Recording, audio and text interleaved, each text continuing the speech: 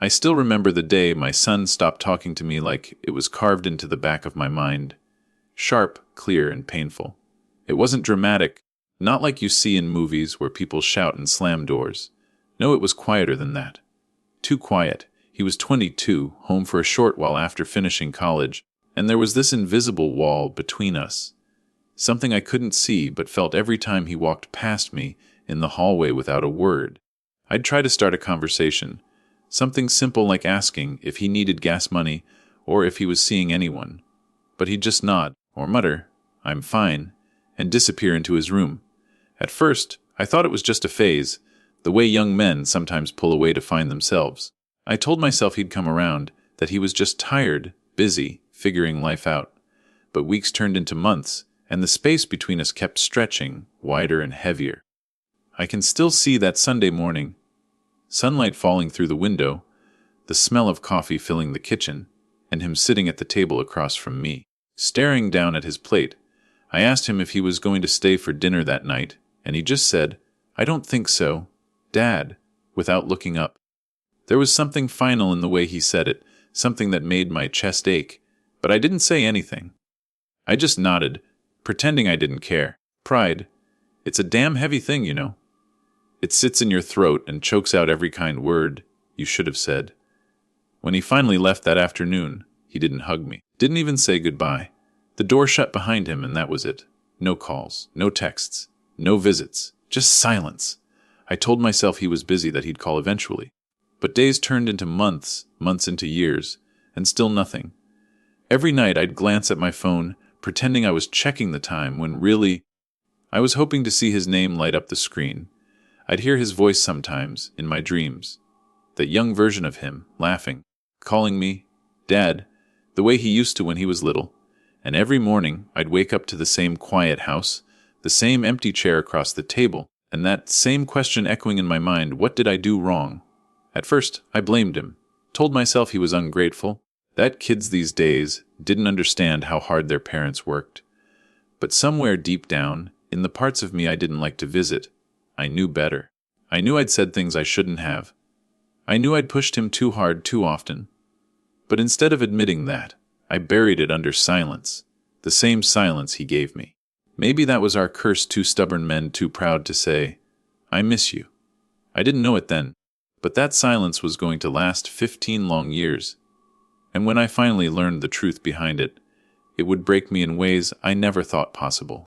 When I look back now, it's strange how the beginning of a broken bond looks so ordinary when you're living it. You never realize the cracks are forming until they've already split wide open. Back then, my son was just a boy, curious, bright, and full of life. He used to follow me everywhere. I couldn't even fix a leaky faucet without him crouching beside me, asking questions I didn't always have the patience to answer.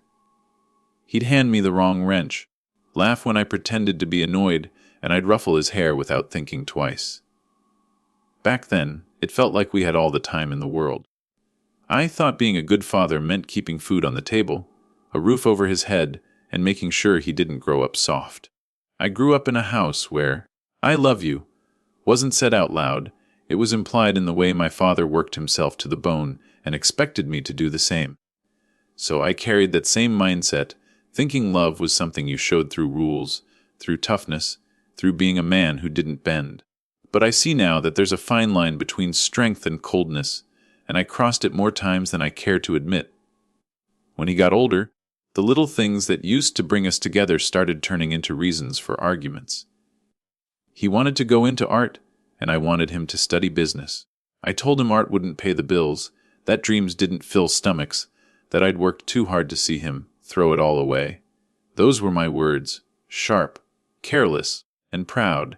I still remember the look on his face when I said them. It wasn't anger, it was something worse. It was hurt. But I didn't stop. I told myself I was guiding him, pushing him toward something stable. In truth, I was afraid that if he followed his own path, it would make my life of hard choices and quiet suffering look small. I thought I knew best. Fathers always think they do. He started pulling away after that.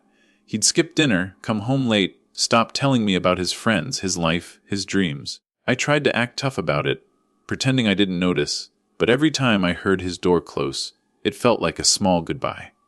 His mother used to tell me, "Talk to him, Tom. Don't let pride do what it did to you and your dad." But I never listened. I'd just grumble, say things like, "He'll learn," or "He's got to toughen up." Truth was, I didn't know how to talk to him anymore. He was growing into a man, and I didn't know how to stop being the father who barked orders instead of offering a hand. The last real conversation we had before the silence started still haunts me. He came home late one night. His car broke down, and he was frustrated. I told him he should have been more responsible, that he was careless. He snapped back for the first time, said, "Maybe if you ever believed in me, I wouldn't be so damn afraid to fail." I remember the sting of those words, the way they echoed in the kitchen. I didn't answer him. I just said, "Watch your tone," and walked away. That was it. That was the last time he spoke to me without resentment in his voice. Now, all these years later, I can still hear his voice in that moment, shaking, breaking, desperate for something I never gave him, understanding. I wish I had just stopped, taken a breath, and said, "I do believe in you." But I didn't. I let that silence grow between us like a wall neither of us could climb. And the saddest part, I thought I was right. I thought I was teaching him to be strong. I didn't realize I was teaching him to live without me. You tell yourself a lot of things when you're trying to live with regret. You build stories in your head, little lies dressed up as reasons, just so you can get through another day without choking on guilt. That's what I did.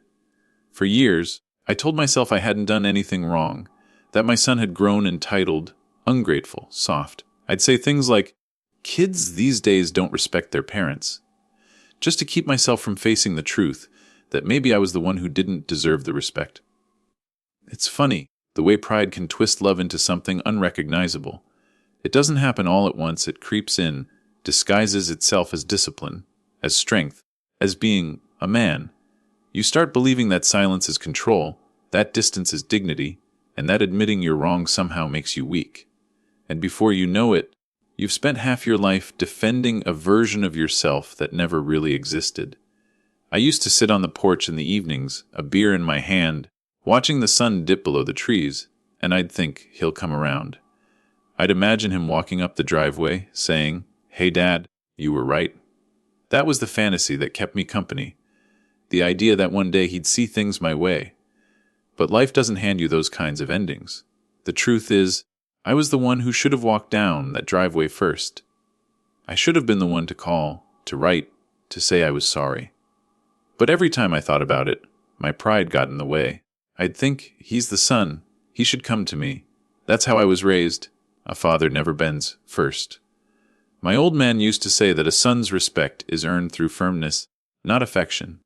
But he died with his own son still resenting him, and somehow I walked right into the same damn pattern. There were moments when I almost broke through. A few times I picked up the phone, scrolled to his number, and just stared at it. But I'd always find a reason to hang up before the call even started. Sometimes I'd convince myself I was giving him space. Other times I'd tell myself he didn't want to hear from me anyway. The truth? I was scared. Scared that if I called, he wouldn't answer. Scared that he'd remind me of every time I wasn't there. The soccer games I missed, the words I never said, the times I turned anger into a weapon instead of a lesson. People around town used to ask about him. Old neighbors, friends from work. "How's your boy doing?" They'd say, and I'd puff up my chest, smile, and lie through my teeth. "Oh, he's doing great," I'd answer. Boozy with work, you know how it is. I built this image of us that wasn't real, because admitting the truth, that my only son hadn't spoken to me in years, felt like admitting I'd failed at the most important job a man can have. It's strange how much of a cage pride can become. You build it thinking you're protecting yourself, but all it really does is keep love out. And yet, even in my stubbornness, I missed him. God, I missed him. There were nights I'd walk past his old room and stop at the door, hand resting on the doorknob, not daring to go in.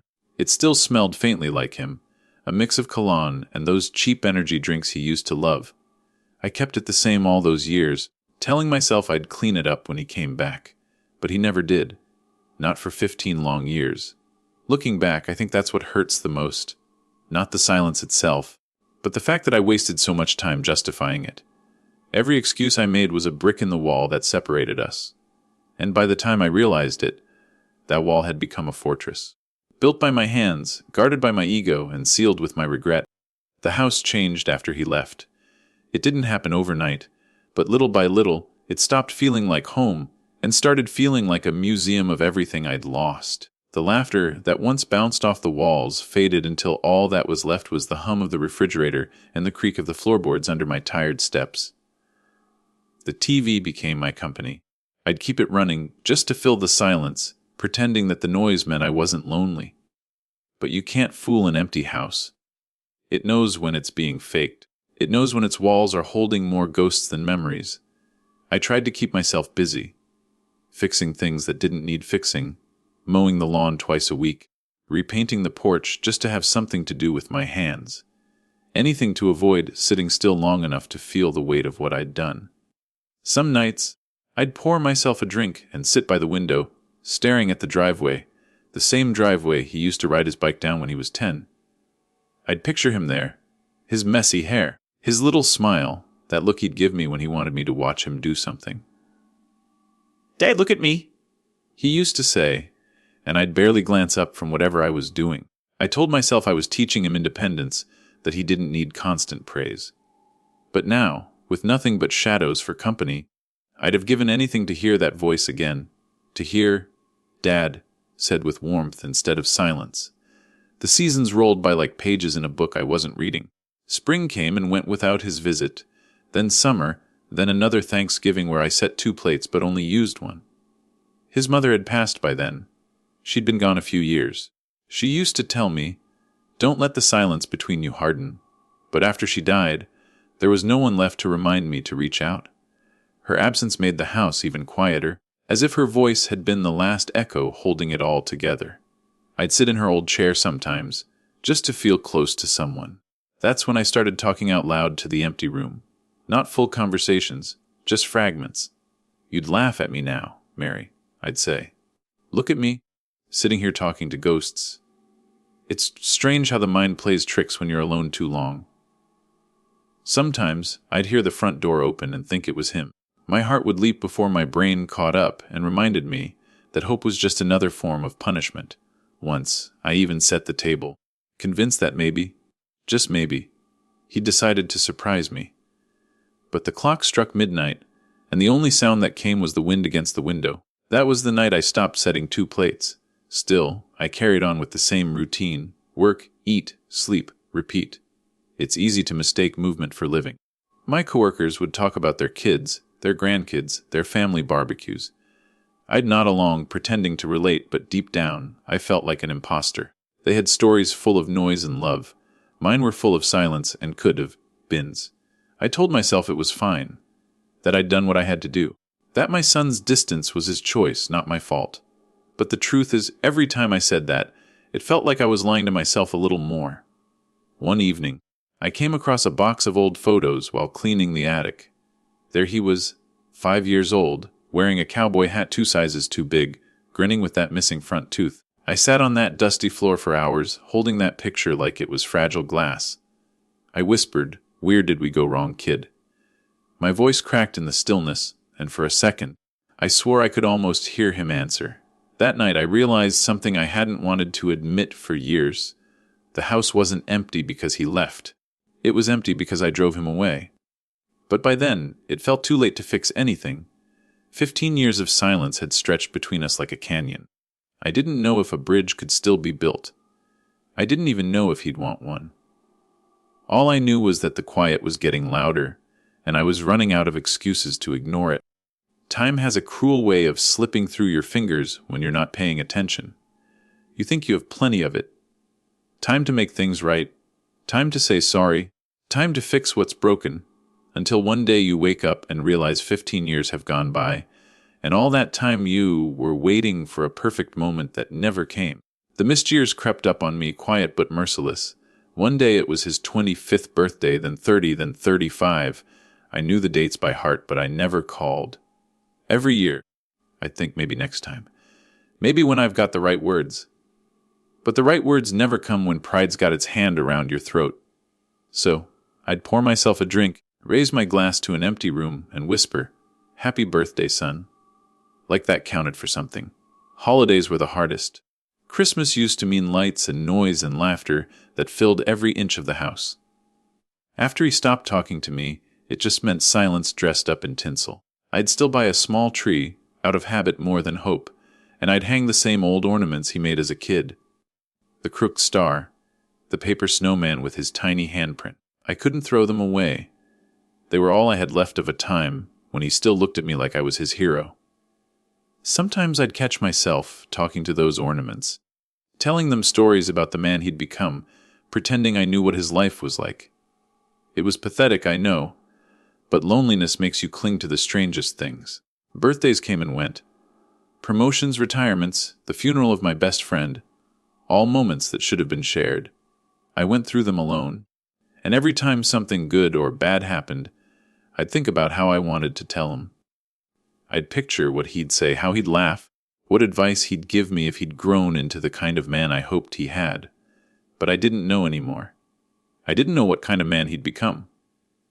Was he married? Did he have kids? Did they know they had a grandfather who still kept his baby pictures on the nightstand? Sometimes I'd see families out in town, fathers with their sons, and it felt like watching a movie of the life I should have had. I'd smile politely, but inside, something twisted and ached. The world didn't stop just because my life had. Friends moved away, some passed on. The town changed, new shops, new people, new noise. And yet, I stayed the same, stuck in the same house, the same habits, the same loop of what-ifs. I used to think forgiveness was something you earn from others, but I learned the harder truth, that it starts with forgiving yourself, and I wasn't anywhere close to that. Every night, I'd go to bed thinking about that last argument, the last words we'd said. I'd replay them like a broken record until I fell asleep. I tried to convince myself I didn't care, but grief has a way of sneaking through the cracks, no matter how strong you build your walls. There were reminders everywhere.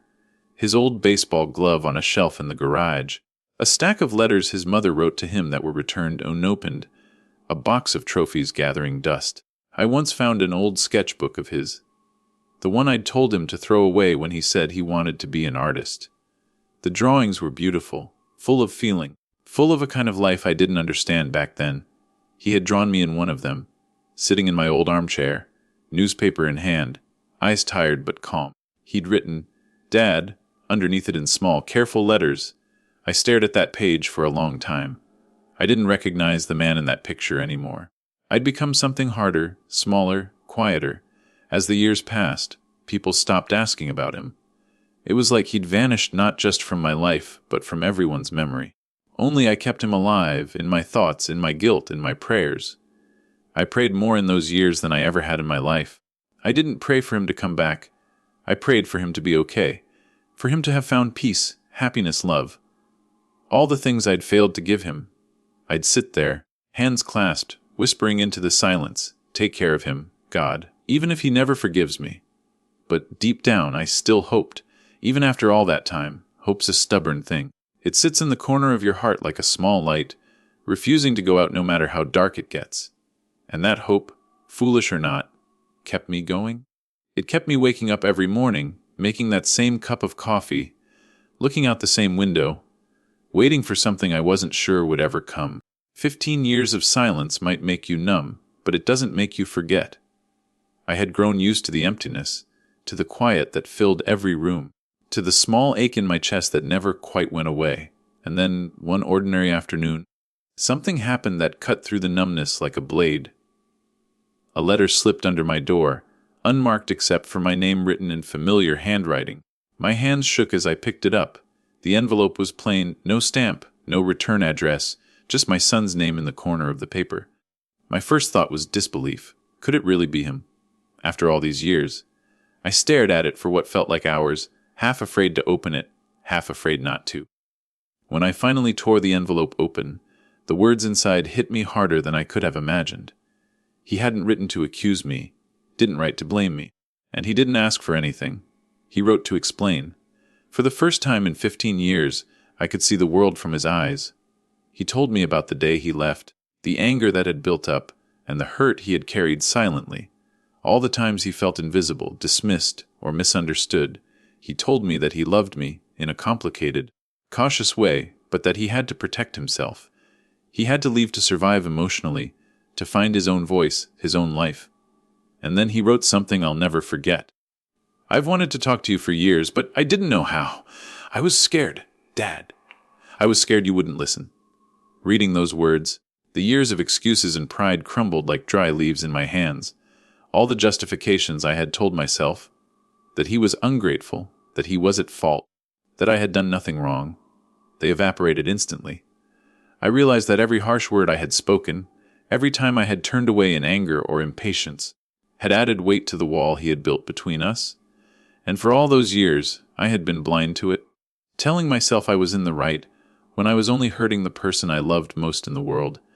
The letter went on to tell me about his life, the successes, the failures, the people he had met, and the choices he made while carrying the shadow of a father who wasn't there in the way he needed. He shared his fears, his hopes, and even the small things he remembered fondly, the moments when he had glimpsed the father he wished I could have been. And somewhere in the middle of the letter, he asked me for a meeting, not to demand forgiveness, but just to talk. To finally bridge the silence, even if it was only a crack, not the door I had hoped for all these years. I set the letter down and sat in the empty kitchen, the weight of the years pressing down harder than ever. My chest hurt, my hands shook, and a lump formed in my throat that I couldn't swallow. I realized that this letter was both a punishment and a gift, a mirror showing me the truth I had avoided, and a lifeline offering a chance to make things right. For the first time in a decade and a half, I felt a flicker of hope. But hope was terrifying. It meant facing the pain I had ignored, the damage I had caused, and the father I had failed to be. It meant being vulnerable, admitting I had been wrong, and showing my son the humility I had never mastered before. That night, I couldn't sleep. I read the letter again and again, letting every word sink in. There were tears, yes, but also a strange sense of clarity. 15 years had passed, but they didn't have to define the rest of our lives. He had reached out. He had opened a door, even if it was just a crack. And now it was up to me to step through it. To meet him not as the father I thought I was, but as the father he needed me to be. I didn't know if he would forgive me, or if we could ever return to what we had lost. But for the first time in 15 years, I felt the stirring of connection. And in that stirring, I found the courage to hope that maybe, just maybe, we could start again. The day I finally saw him again is etched in my memory, as if every detail were painted with fire and light. I remember standing outside the coffee shop he had asked me to meet him at, my hands sweating, my heart hammering in a way it hadn't in years. I kept rehearsing what I would say, how I would apologize, how I would explain myself. But every plan dissolved the moment I saw him walk through the door. He was taller, older, with a calmness I hadn't expected, and there was a quiet strength in his eyes that made my chest tighten. I wanted to run to him, to wrap him in my arms, to tell him I'd been wrong every single day. But I didn't. I sat, frozen, watching him as he approached the table. He smiled, a small, careful smile, and said, "Dad." That one word carried 15 years of distance, hurt, longing, and love. I could barely answer. I choked out, "He's son." And just like that, the dam broke. We sat across from each other, awkward at first, filling the silence with small talk, avoiding the elephant in the room, or at least trying to. But eventually, he began to speak. He told me about the day he left home, the day the weight of my words and my pride became too much for him to bear. He told me how lonely and unseen he had felt, how he had wanted my approval, but had never received it in a way that mattered to him. I listened, every word cutting through me, every sentence a reminder of the father I had failed to be. He didn't speak with anger, not really. He spoke with honesty, with the quiet sorrow of a man who had carried a wound alone for too long. And in that moment, I understood. It wasn't just about the things I said or did. It was about the presence I hadn't offered. I had been there in body, but absent in spirit. I had measured love in rules and discipline, when what he had needed was attention, understanding, and simple affirmation. He shared stories of his life during those years, the struggles, the triumphs, the moments he had wanted to share with me, but felt he couldn't. He told me about opportunities he passed up, relationships he walked away from, all because he feared that the man he called Dad wouldn't see him for who he really was.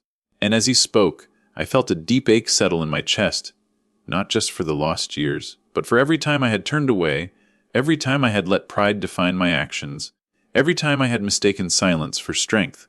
Then he paused, looking at me with eyes that reflected both pain and love, and he said, "I needed you, Dad, but I also needed to find myself.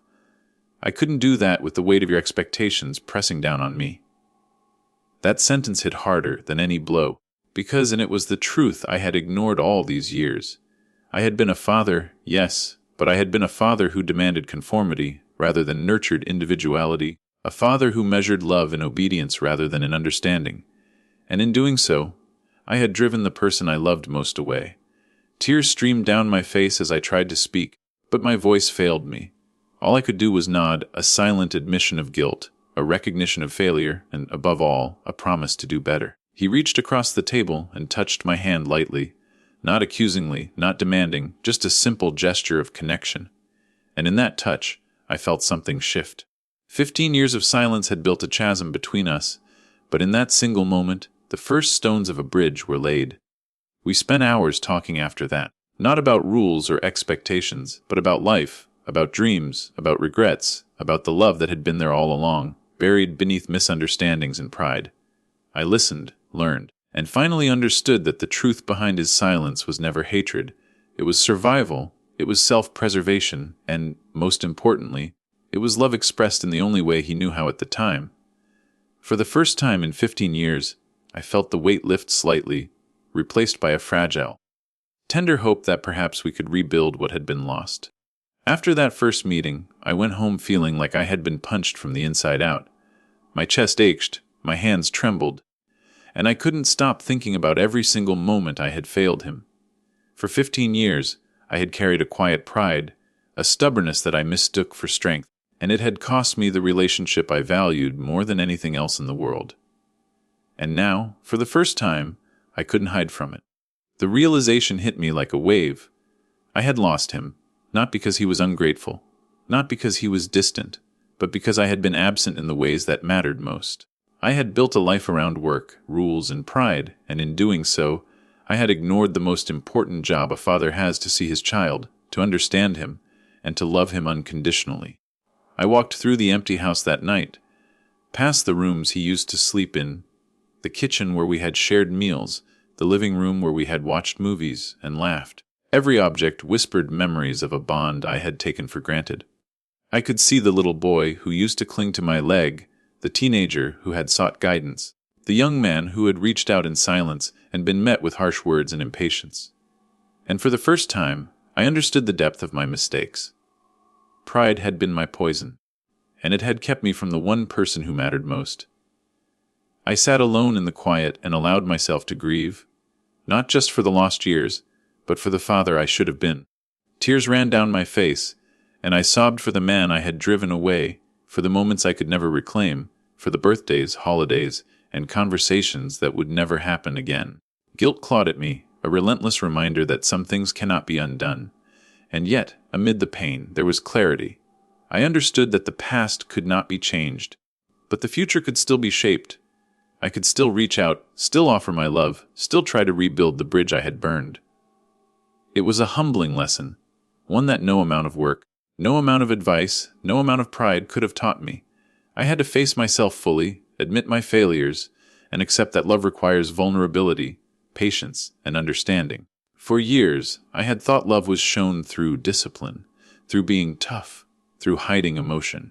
But now I knew the truth love is presence, attention, and the courage to say, "I see you, I hear you, I am here for you." That night I made a silent vow to myself and to him.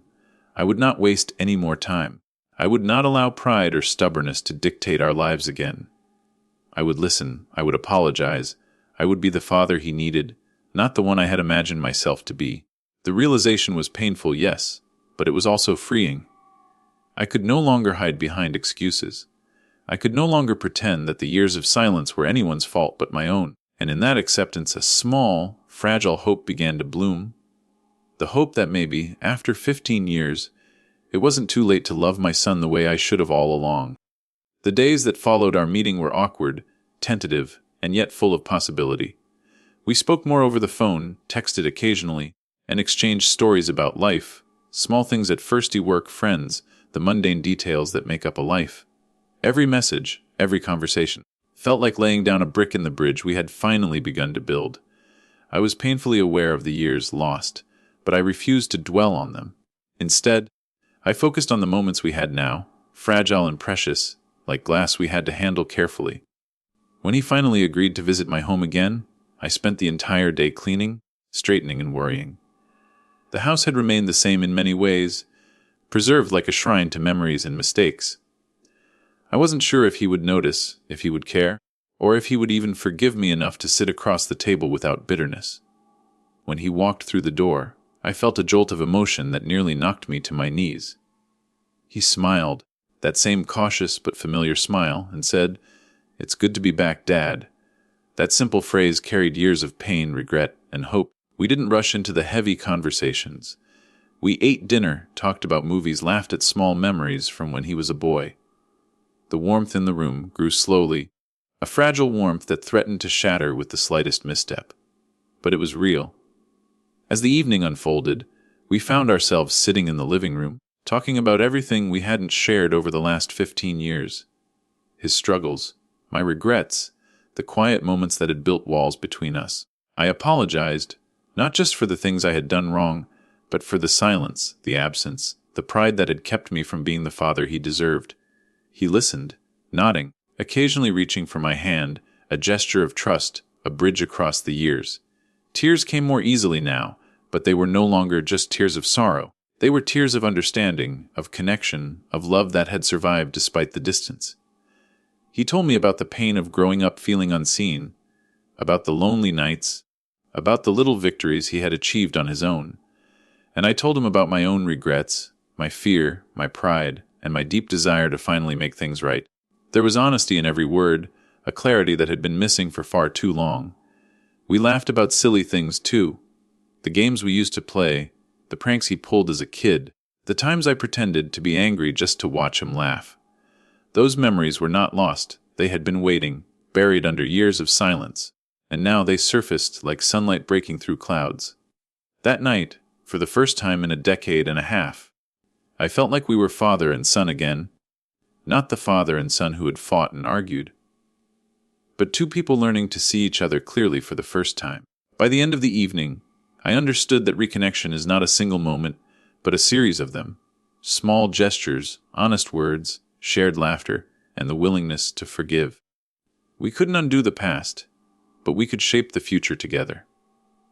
That night, I held him a little longer than necessary when he left, feeling the weight of lost years lift slightly, replaced by hope, trust, and love. I realized that the bridge we had started building 15 years ago was finally complete, not perfect, but strong enough to carry us forward. Looking back now, after 15 years of silence, regret, and eventual reconnection, I've learned more about love, pride, and family than I ever thought possible. If there's one thing I could tell other fathers, or anyone who's ever pushed someone away, it's this time is relentless, and it doesn't wait for pride to soften. I wasted years thinking I was right, thinking my way of showing love through rules and toughness was enough. I was wrong. Love is patient. Love listens. Love is present. It doesn't measure itself in authority. It measures itself in attention, in kindness, and in the courage to admit when you're wrong. I've come to understand that silence can be both punishment and protection. My son's silence was his way of coping with the hurt I caused, and it took 15 years for me to see that. And yet, even in that silence, there was hope. A fragile hope that he held onto just as I did, even when neither of us knew how to bridge the gap. Reconnection isn't about erasing the past, it's about acknowledging it, taking responsibility, and choosing every day to love better. Every conversation now, every shared laugh, every moment together is a gift I no longer take for granted. Regret is a powerful teacher, though a cruel one. It forces you to look at your failures with unflinching honesty, and it drives you to change, not for others, but for yourself and for the relationships you still have a chance to save. I cannot reclaim the 15 years I lost with my son, but I can make the years ahead count. I can listen, understand, forgive, and be the father he needed all along. And in that commitment, I have found a peace I never thought possible. A peace born not from perfection, but from humility, love, and the willingness to try again. So, to any father who is listening, or any parent, or anyone who has let pride get in the way of love, take this to heart, reach out, speak, apologize, and never underestimate the power of showing up. Don't wait for the perfect moment. It doesn't exist. Don't wait for the other person to come to you. Sometimes they are as scared as you are. Love requires vulnerability, and sometimes it requires courage that scares the hell out of you. But the reward is greater than any fear. It is connection, understanding, and the chance to heal wounds that once seemed too deep. Today, my son and I are rebuilding what was broken. The scars remain, but they remind us both of the strength of forgiveness and the resilience of love. I am an old man now, with years of mistakes etched into my face, but I carry a heart full of gratitude. Gratitude for the second chance, gratitude for the letter that opened the door, and gratitude for the son who, despite everything, chose to give me hope. And I hope that anyone listening to my story remembers this. It's never too late to say, I'm sorry. It's never too late to love, and it's never too late to be the parent your child needs. Because the bonds of family are fragile, yes, but when nurtured with honesty, humility, and love, they are also unbreakable.